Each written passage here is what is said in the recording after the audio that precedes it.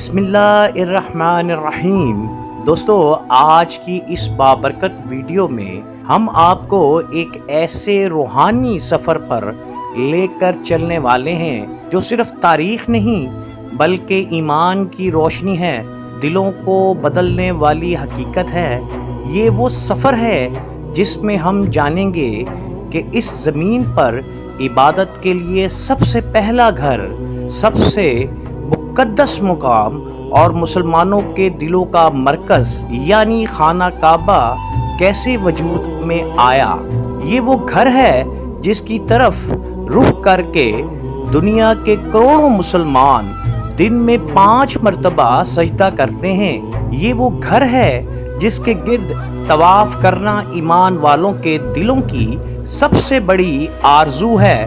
یہ وہ گھر ہے جسے دیکھ کر آنکھیں نم ہو جاتی ہیں اور دل بے اختیار کہہ اٹھتا ہے لبیک اللہم لبیک۔ لیکن سوال یہ ہے کہ کیا آپ جانتے ہیں کہ خانہ کعبہ سب سے پہلے کب بنایا گیا؟ اس کی بنیاد کس نے رکھی؟ پہلا طواف کس نے کیا؟ اور کون کون سے عظیم انبیاء علیہ السلام اس مقدس گھر کی تعمیر میں شامل ہوئے؟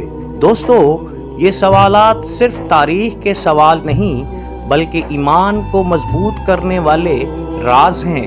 دنیا پر سب سے پہلی عبادت گاہ قرآن مجید میں اللہ تعالیٰ فرماتا ہے، بے شک سب سے پہلا گھر جو لوگوں کے لیے مقرر کیا گیا وہ مکہ میں ہے، جو بابرکت اور تمام جہانوں کے لیے ہدایت ہے۔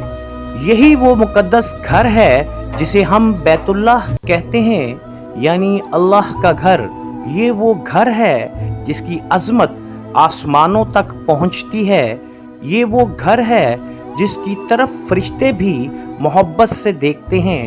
فرشتوں کی پہلی تعمیر معزز ناظرین، اسلامی روایات میں بیان کیا جاتا ہے کہ جب اللہ تعالیٰ نے زمین کو پیدا فرمایا تو اس زمین پر سب سے پہلے جس جگہ کو عبادت کے لیے منتخب کیا گیا وہ یہی مقام تھا جہاں آج خانہ کعبہ موجود ہے۔ روایات ہیں ابتدا میں اس مقدس مقام کی بنیاد فرشتوں نے رکھی۔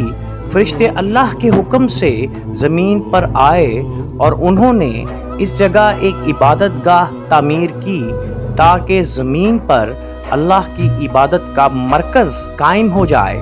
اس لیے بعض علماء کہتے ہیں کہ زمین پر عبادت کی تاریخ انسان سے بھی پہلے شروع ہو چکی تھی۔ امام زین العابدین کا واقعہ، ایک مرتبہ ایک شخص عظیم تابعی اور اہل بیت کے جلیل القدر امام زین العابدین کی خدمت میں حاضر ہوئے۔ اس نے ادب سے سوال کیا، اے امام زین العابدین علیہ السلام، کیا یہ سچ ہے کہ خانہ کعبہ سب سے پہلے انسانوں نے بنایا تھا؟ امام زین العابدین علیہ السلام نے فرمایا، نہیں، سب سے پہلے اس کی بنیاد فرشتوں نے رکھی تھی۔ پھر انہوں نے فرمایا، جب حضرت آدم علیہ السلام کو زمین پر بھیجا گیا تو اللہ تعالیٰ نے ان کو حکم دیا کہ وہ اس جگہ کو دوبارہ تعمیر کریں جہاں فرشتوں نے عبادت گاہ بنائی تھی۔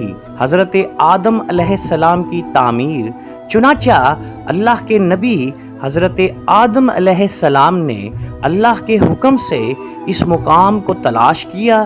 روایات میں آتا ہے کہ حضرت آدم علیہ السلام کو جبرائیل علیہ السلام نے اس جگہ کی نشاندہی کروائی۔ پھر حضرت آدم علیہ السلام نے اپنے ہاتھوں سے اس مقدس گھر کی تعمیر کی۔ جب تعمیر مکمل ہو گئی تو اللہ تعالیٰ نے حکم دیا، اے آدم، اب اس گھر کا طواف کرو۔ چنانچہ زمین پر سب سے پہلا طواف حضرت آدم علیہ السلام نے کیا، اور یوں اس زمین پر اللہ کے گھر کا پہلا زائر، پہلا طواف کرنے والا اور پہلی عبادت گاہ حضرت آدم علیہ السلام نے بنائی۔ زمانے کے ساتھ عمارت کا مٹ جانا दोस्तों, वक्त गुजरता गया, नस्लें बदलती गईं और फिर एक ऐसा वक्त भी आया जब सैलाबों और तूफानों की वजह से इस मुकद्दस घर की इमारत ख़त्म हो गई। लेकिन अल्लाह की हिकमत देखें, वो मुकाम बाकी रहा, वो जगह महफूज रही, क्योंकि अल्लाह ने इसे क़यामत तक के लिए मुकद्दस बना दिया था। हज़रत इब्राहीम अलैहिस्सलाम की अजीम तामीर। मोअज़्ज़िज़ नाज़रीन, जब हज़रत आदम अलैहिस्सलाम के बाद सदियों का ज़माना गुज़र गया तो सैलाबों, तूफ़ानों और ज़माने की तब्दीलियों ने इस मुकद्दस घर की बुनियाद को मिटा दिया। लेकिन याद रखें, इमारत ख़त्म हो सकती है मगर अल्लाह के चुने हुए मुकाम की अज़मत कभी ख़त्म नहीं होती। वो जगह बाकी रही, वो ज़मीन महफूज रही और वो मुकद्दस मुकाम अल्लाह के हुक्म का इंतज़ार करने लगा। फिर एक दिन वो लम्हा आया जब अल्लाह ताला ने अपने जलीलुल कद्र पैगंबर हज़रत इब्राहीम को हुक्म दिया, मेरे घर की बुनियादों को दोबारा बुलंद करो। हज़रत इब्राहीम अलैहिस्सलाम उस वक्त शाम के इलाके में रहते थे, लेकिन अल्लाह का हुक्म मिला तो फ़ौरन उस मुकद्दस वादी की तरफ रवाना हो गए। ये वही वादी थी जहाँ ना कोई दरख्त था, ना पानी था, ना कोई बस्ती थी, सिर्फ खामोशी थी, रेत थी और अल्लाह के हुक्म की बरकत थी। इस वादी में हज़रत इब्राहीम अलैहिस्सलाम पहले ही अपनी अहलिया हाजरा और अपने नन्हे बेटे इस्माइल को अल्लाह के हुक्म से छोड़कर जा चुके थे। वक्त गुजरता गया, हज़रत इस्माइल अलैहिस्सलाम जवान हो गए और फिर वो अजीम लम्हा आया जब बाप और बेटा दोनों अल्लाह के घर की तामीर के लिए तैयार हुए। बाप बेटे की अजीम मेहनत। मोअज़्ज़िज़ नाज़रीन, ज़रा तसव्वुर करें इस मंज़र का। तपता हुआ सहरा है, गरम रेत है और एक बूढ़ा नबी और उसका नौजवान बेटा दोनों हाथों में पत्थर उठाए हुए दीवार बना रहे हैं। पत्थर एक दूसरे पर रख रहे हैं और दोनों के लबों पर दुआ है। कुरान मजीद इस अजीम लम्हे को यूं बयान करता है, और याद करो जब इब्राहीम और इस्माइल इस घर की बुनियाद बुलंद कर रहे थे, हज़रत इस्माइल अलैहिस्सलाम पत्थर ला रहे थे और हज़रत इब्राहीम अलैहिस्सलाम इन्हें दीवार में लगा रहे थे। जूं जूं दीवार ऊंची होती गई, हज़रत इब्राहीम अलैहिस्सलाम के लिए पत्थर लगाना मुश्किल होने लगा। तब अल्लाह ताला ने एक ख़ास पत्थर अता फरमाया। वो पत्थर जिसे आज हम मुकाम इब्राहीम के नाम से जानते हैं। हज़रत इब्राहीम इस पत्थर पर खड़े हो जाते, लगाते और दीवार की ऊंचाई तक पत्थर लगाते जाते। आज भी खाना काबा के करीब वो मुकाम मौजूद है जहां इस पत्थर पर हज़रत इब्राहीम अलैहिस्सलाम के कदमों के निशान महफूज हैं। हजरे अस्वद की आमद। जब खाना काबा की तामीर मुकम्मल होने के करीब पहुंची तो एक ख़ास पत्थर की ज़रूरत महसूस हुई। ये वो पत्थर था जिसे दीवार के एक मखसूस कोने में नस्ब होना था। इसी दौरान हज़रत जिब्राईल अलैहिस्सलाम आसमान से एक मुकद्दस पत्थर लेकर आए। ये वही पत्थर है जिसे आज हम हजरे अस्वद कहते हैं। रिवायात में आता है कि ये पत्थर जन्नत से लाया गया और जब जन्नत से आया था तो इसका रंग दूध से भी ज़्यादा सफ़ेद था, लेकिन इंसानों के गुनाह ने इसे स्याह कर दिया। चुनाचे हज़रत इब्राहीम अलैहिस्सलाम ने इस मुकद्दस पत्थर को खाना काबा के कोने में नस्ब कर दिया। आज दुनिया भर के मुसलमान तवाफ के दौरान इसी पत्थर को बोसा देते हैं या इसकी तरफ इशारा करते हैं।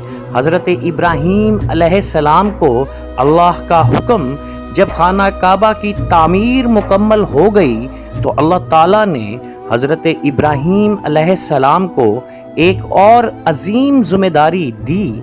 अल्लाह ने फरमाया, اور لوگوں میں حج کا اعلان کر دو۔